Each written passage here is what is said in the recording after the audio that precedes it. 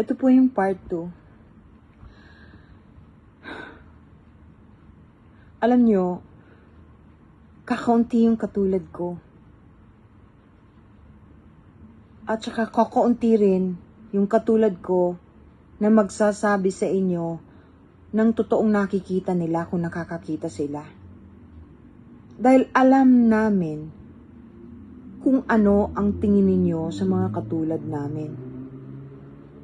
Hindi ko po linalahat dahil iba na nga po ang panahon ngayon. Bukas na. Bukas na ang kaisipan, puso, mataas na ang spirituality ng mga tao. Gusto nang matuto, gusto nang maunawaan kung ano ang mga bagay na may kinalaman sa langit, may kinalaman sa spiritual, at mga bagay na tungkol sa kalikasan na hindi alam ng tao. Ng tao ngayon, na nalalaman ng mga tao noon, way back. Alam nyo ba, kwentuhan ko lang po kayo nung tungkol sa, I'm sure kahit paano familiar po kayo dun sa istorya ni King Arthur. Alam nyo po si King Arthur, di ba? O dun sa hindi nakakaalam, i-research po ninyo. Si King Arthur, siya po yung nung bata pa, binigyan ng special role ng langit. Hindi ko po maibibigay sa inyo yung buong kwento kasi kukulangin tayo ng oras. I have to make this brief and short. Okay, meron po kasing sword o hindi ko po alam, ang alam ko lang pong salita sword at saka yung sa Bicol espada. Ewan ko kung sa Tagalog espada rin. Nakabaon po yun sa bato. Yung espada na yon o yung sword na yon, ang daming nagtangka na bunutin sa bato. Ang dami. Makapangyarihang tao, malalaking tao, higante, malalakas na tao, mga witches, mga warlocks, yung mga gumagamit na ng magic, hindi nila po mabunot yun. Yung pong espada na yon ay may kapangyarihan. At ang makakabunot noon ang siyang magiging hari. Kwento po yan, ano? It could be, lahat po ng mythology o kwento na tinatawag nilang myth, karamihan po may pinanggalingan. Katulad din po yan ng mga pelikula. Pasensya na po yung pusa ko kasi dumaan kanina sa alam nyo yung pinanggagalingan ng mga duwende, fairy, ng mga saan ba nanggagaling ang idea na yan ng mga nagdo-drawing o ng mga gumagawang pelikula? Yan po, ang inspiration niyan ay galing din sa katotohanan na pumapasok sa isip nila at na-drawing nila dahil may pinanggalingan at gustong malaman ng itaas ng mga gustong ipaalam ng langit sa lupa at sa mga taong gustong matuto at maniwala kung ano talaga ang kasama natin dito sa mundo. Hindi naman tayo lang ang nandito eh. Pati mga evil forces o mga demonyo nandito rin, lalo na ngayon. Yung iba nga, naging tao na eh.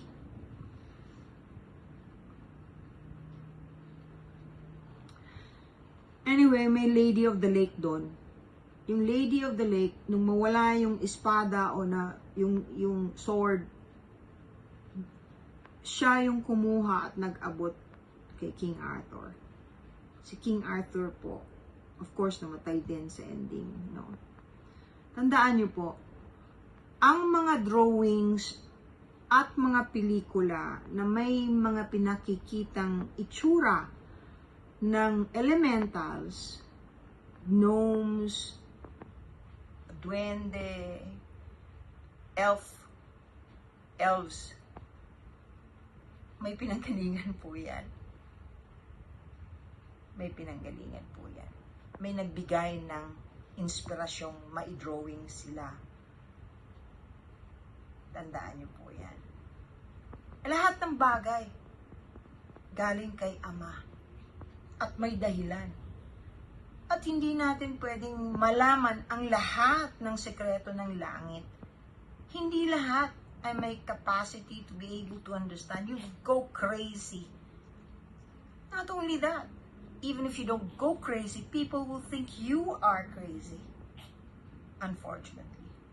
Lalo na yung mga nagmamarunong, na akala mo naman alam nila lahat. Ayaw ko magkipag-away. Hindi kailangan. Gusto kong makatulong. Pero itong tatandaan ninyo.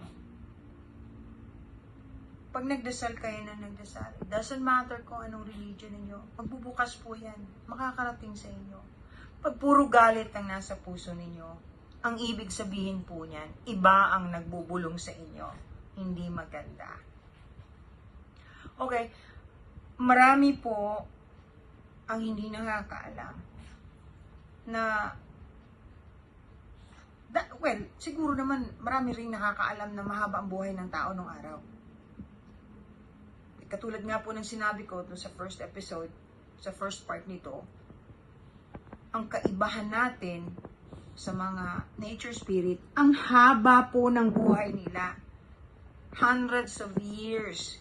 Iba nga umaabot pa ng thousands. But, when they die, they're gone. Wala na. Wala nang afterlife. We are immortal. When we die, we continue to live.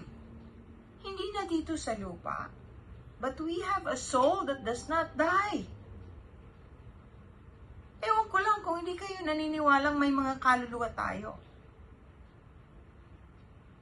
Our soul does not die.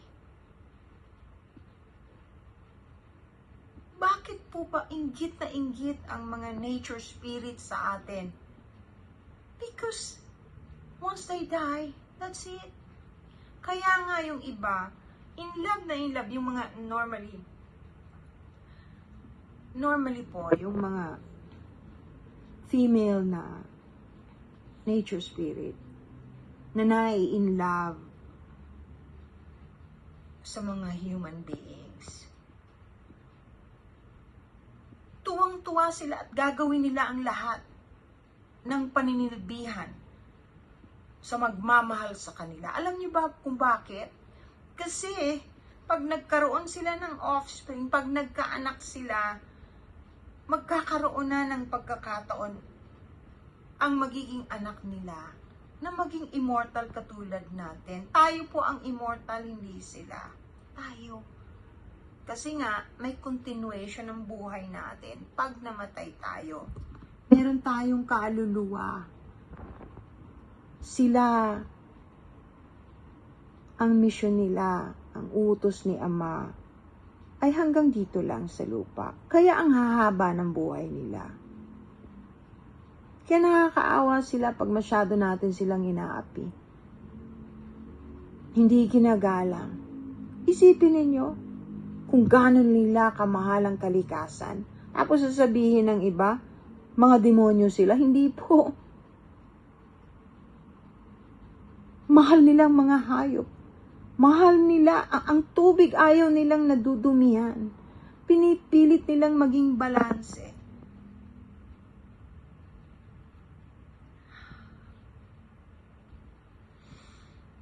Hanggang dito na muna lamang po. Kung marami pa kayong katanungan, pwede naman po kayong mag-comment. Yung pangako ko pong magdadasal palagi para sa inyong mga humihingi ng panalangin, ginagawa ko po yan. Sana alisin na natin yung galit sa puso masyado. Sana lang. God bless all of you. Sige po.